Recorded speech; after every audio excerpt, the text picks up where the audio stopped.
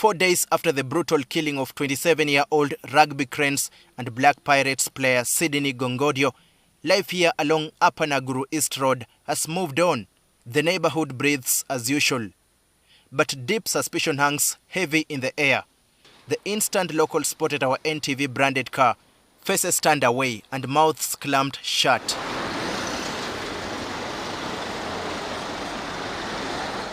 Only one lady, who said she witnessed the beating, quietly stepped forward.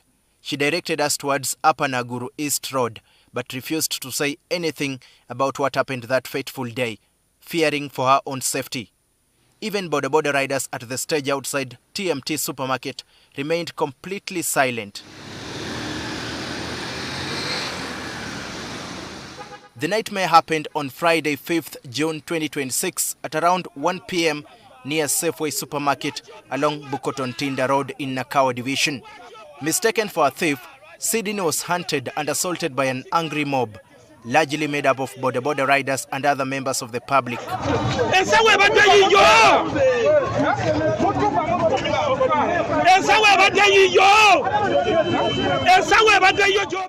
According to eyewitnesses, the brutal beating followed him relentlessly as he branched at TMT supermarket.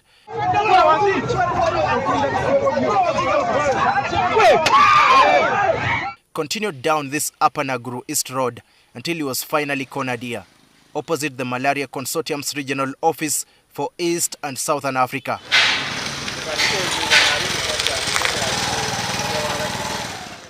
Eyewitnesses say this is the exact spot where the mob nearly killed Sydney moments before police arrived. A young, promising athlete whose life was cut short by confusion and rage. Stones, blood, silent evidence of a moment Uganda must never forget. There are no stones on this part of the road, meaning the pavers, rocks and building blocks that rained on Sydney on that day were deliberately carried from the start of the chase. Police took him to Mulago National Referral Hospital, where he was pronounced dead at 7 o'clock that evening. Standing at the funeral service on Sunday, Sydney's heartbroken father recounted the painful sequence captured on CCTV cameras, proving his son was simply in the wrong place at the wrong time. When he was born, I would look down upon him as he was growing.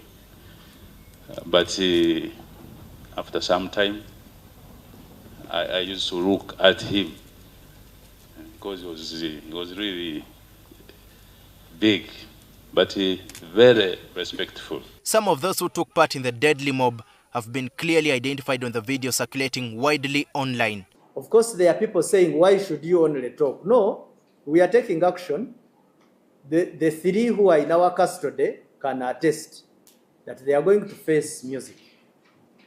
There are other photos that have been brought into social media space. Those fellows, I am certain we shall do whatever it takes to get them.